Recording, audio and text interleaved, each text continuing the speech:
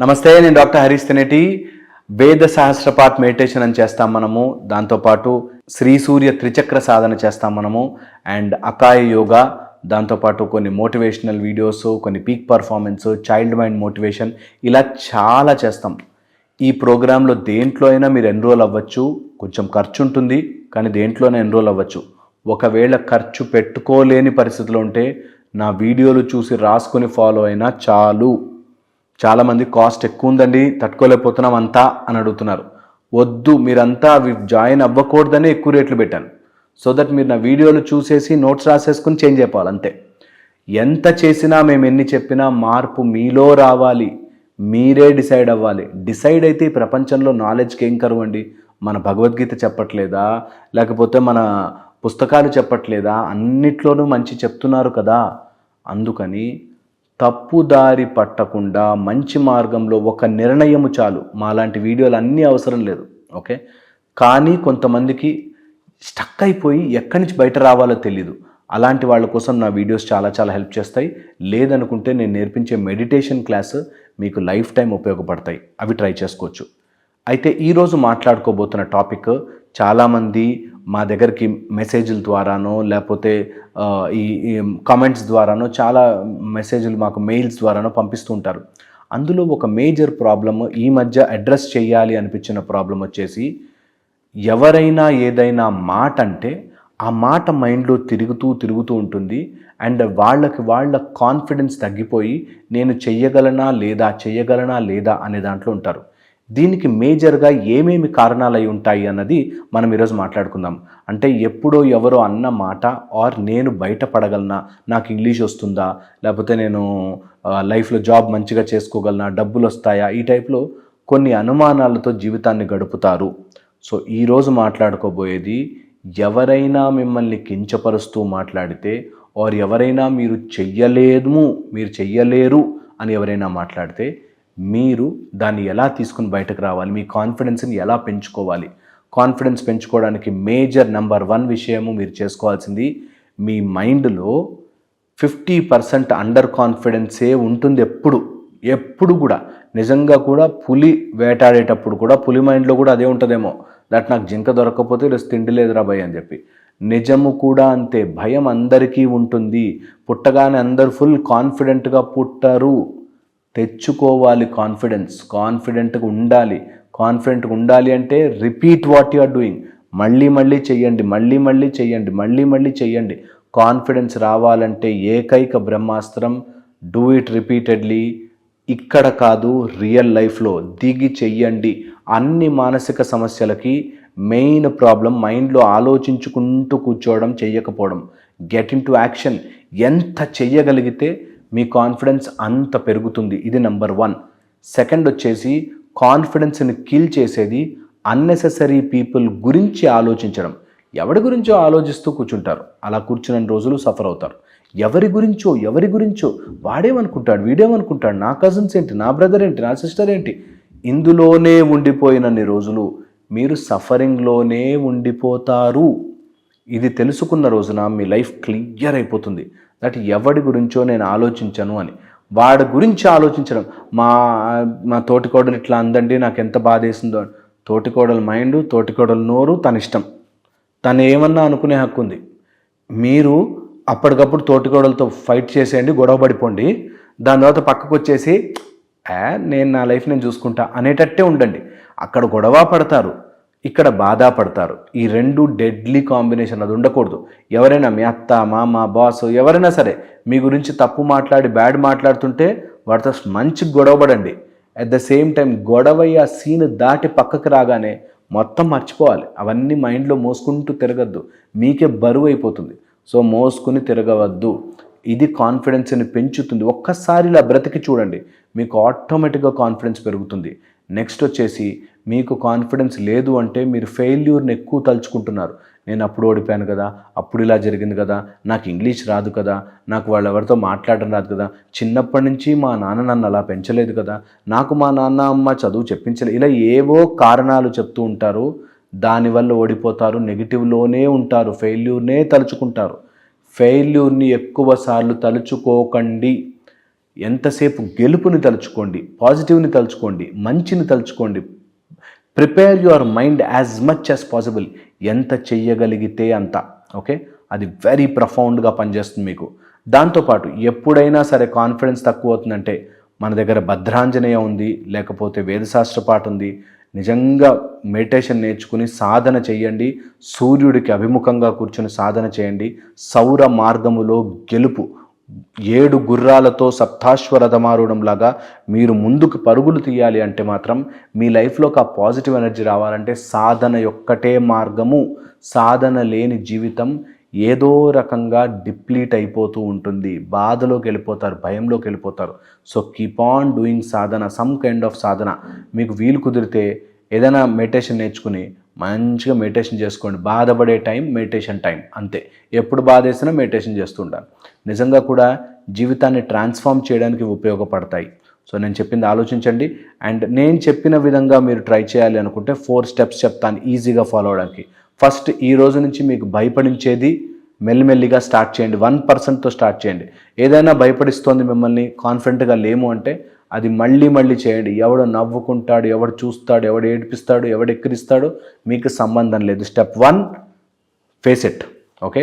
Step 2, face చేశాక మీకు కొన్ని ప్రాబ్లమ్స్ వస్తాయి. మీరు ఒప్పుకోవాలి, అవును నేను ఇది తప్పు చేశా, నాకు ఇంగ్లీష్ రాదంటే రావట్లేదు. అవును భయ్, దాంట్లో ఏం తప్పు, నేనేం చేయగలుగుతా, నేర్చుకోగలుగుతా. Learn about it, learn more about it. Third వచ్చేసి, ఎవరైతే ఆ ఫీల్డ్లో మీకు గొప్ప అనిపిస్తారో వాళ్ళని ఫాలో అవ్వండి. వాళ్ళ నుంచి నోట్స్ రాసుకోండి. వాళ్ళ నుంచి ఇంప్రూవ్ అవ్వడం స్టార్ట్ చేయండి.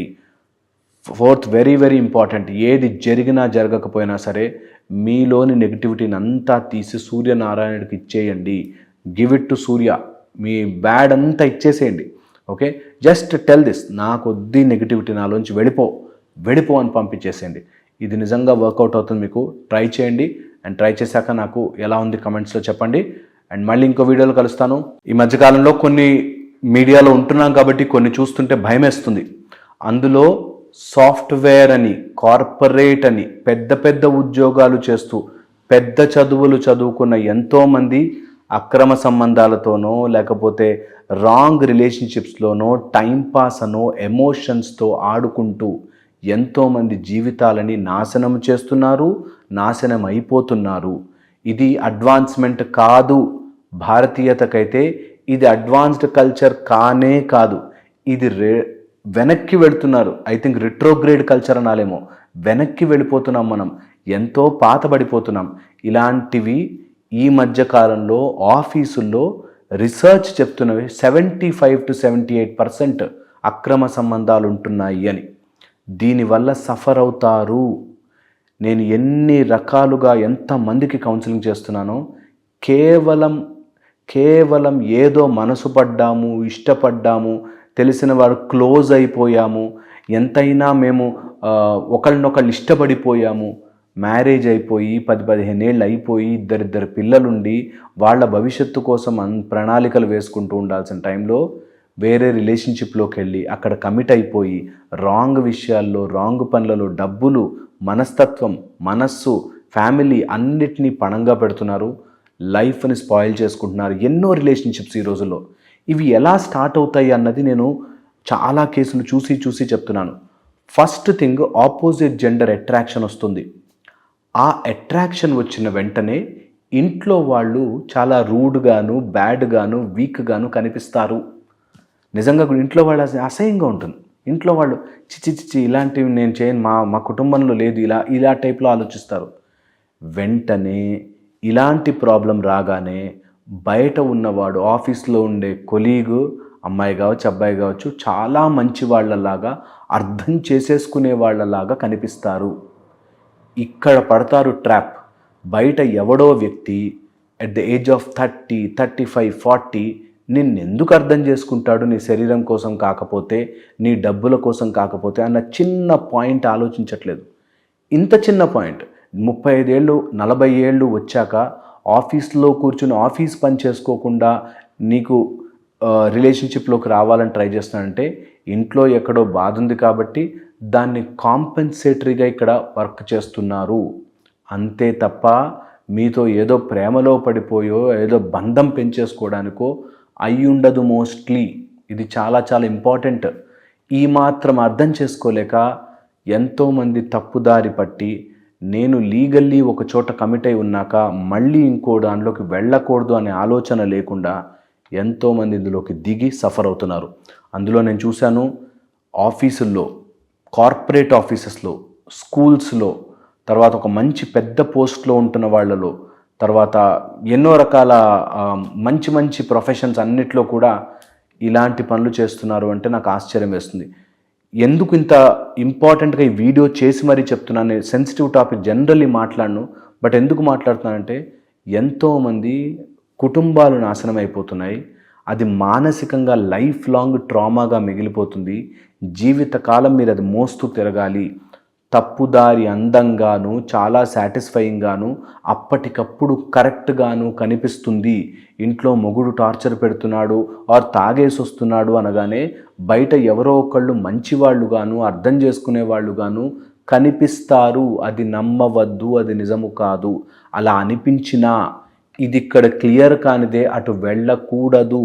లీగల్లీ ఒక చోట బౌండ్ ఉంటే ఇంకో సైడ్కి వెళ్ళకూడదు. అంతే. ఎంత మంచివాడైనా కానీ, ఎంత గొప్ప ఆమైనా కానీ, నో అంటే నో, ధర్మం అంటే ధర్మమే. లేదు ఇంట్లో నచ్చట్లేదు, ఇంట్లో గొడవలు అవుతున్నాయి, ఫైట్ ఇట్ హార్డ్, ఎండ్ చేయండి అది. దాని తర్వాత వేరే సంబంధం చూసుకోవడం వేరే. ఆల్రెడీ ఇక్కడ రిలేషన్షిప్లో ఉండగా, అంతా మంచి జరుగుతుండగా తప్పుదారి పట్టడం, మోసము చెయ్యడం తప్పే తప్పే తప్పే. ఎన్నిసార్లు చెప్పినా అది తప్పే. కానీ మా ఆయనండి తాగేసి వచ్చి కొడతాడండి, అందుకని నేను ఈయనతో రిలేషన్షిప్లోకి వెళ్ళిపోయానండి, అలా తాగేసి వచ్చి కొట్టడం కరెక్ట్ అంటారు. కరెక్ట్ కానే కాదు. అలా కొడుతున్నారంటే తేల్చేసుకో, ఫస్ట్ అది క్లియర్ చేసేసుకో, then go into other relationship. ఎప్పుడు కూడా వెరీ వెరీ ఇంపార్టెంట్. తప్పుదారి చాలా అందముగా ఆ టైంకి కవర్ చేసుకుంటూ చాలా అద్భుతంగా కనిపిస్తుంది. చాలా కరెక్టే, నేను నా సైడ్ నుంచి కరెక్టే అని అనిపిస్తుంది. అందులోనూ కొంతమంది చిన్నప్పటి నుంచి ఎమోషనల్గా పెరిగిన వాళ్ళు తొందరగా ఎమోషనల్ బాండింగ్ అయిపోతారు, తొందరగా చాలా క్విక్గా అంటుకుపోతారు. అలా ఎప్పుడూ చెయ్యకండి. తర్వాత దాని నుంచి వెనక్కి లాగడం, థెరపిస్టులుగా మాకు 20-30 సెషన్లు పడతాయి ఒక్కసారి వెనక్కి తీసుకురావడానికి. మీకు డబ్బు నష్టము, టైం నష్టము, లేనిపోని దానికోసం డాక్టర్ల చుట్టూ, మందుల చుట్టూ సైకలాజికల్గా ఎఫెక్ట్ అయిపోయి తిరగ అవసరం లేదు. తప్పు తప్పే. ఎన్నిసార్లు కవర్ చేసుకున్నా తప్పు తప్పే. అందుకని జాగ్రత్తగా ఉండండి. Don't get in to any wrong relationships. ఆఫీసుల్లో అయితే మాత్రం ఖచ్చితంగా జాబ్ కోసమే వెళ్ళండి, డబ్బుల కోసమే వెళ్ళండి, మీ పని బెటర్ చేసుకోవడానికి వెళ్ళండి, హయ్యర్ లెవెల్కి వెళ్ళడానికి కావాల్సిన స్కిల్ కోసం వెళ్ళండి. అంతేకాని ఇంకా ఏ ఎంటర్టైన్మెంట్ ప్రోగ్రామ్ అక్కడ పెట్టుకోవద్దు.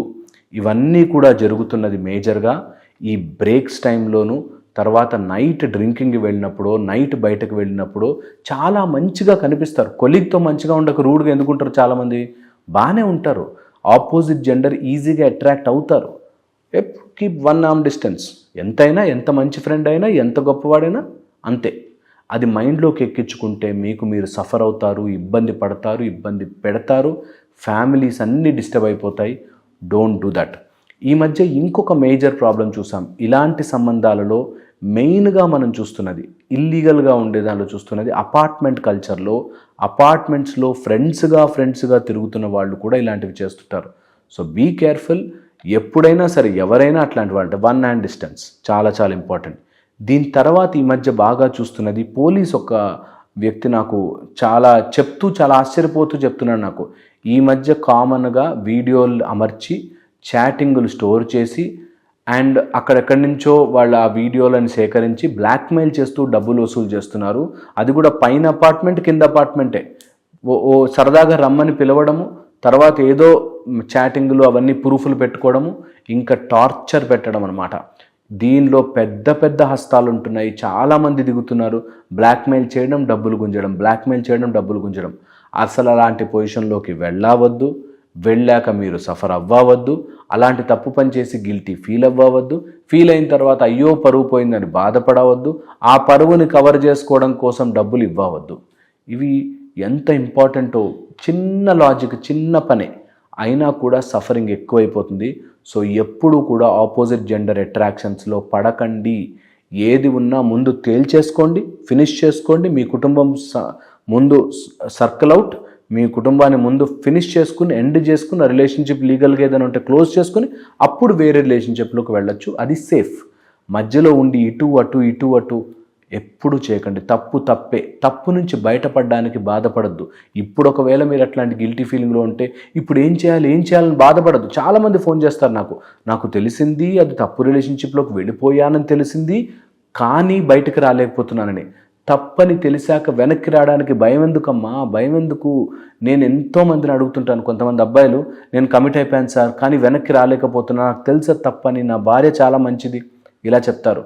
నేను మళ్ళీ చెప్తున్నాను, ఒక రాంగ్ దారిలో వెళ్ళిపోయావు, ఎంత దూరం వెళ్ళినా యూటర్న్ తీసుకొని వెనక్కి రావాల్సిందే రైట్ దారిలోకి. సో యూటర్న్ తీసుకోండి, వెనక్కి రండి, నా మాట విని. హోప్ నేను చెప్పింది మీరు అర్థం చేసుకుంటారని. అండ్ ఎంత కుదిరితే అంత మనసుని ప్రశాంతంగా ఉంచుకునే ప్రయత్నం చేయండి. తప్పుదారి పోకుండా చూడండి. Hope this will help you. మళ్ళీ ఇంకో వీడియోలో కలుస్తాను. Thank you so much.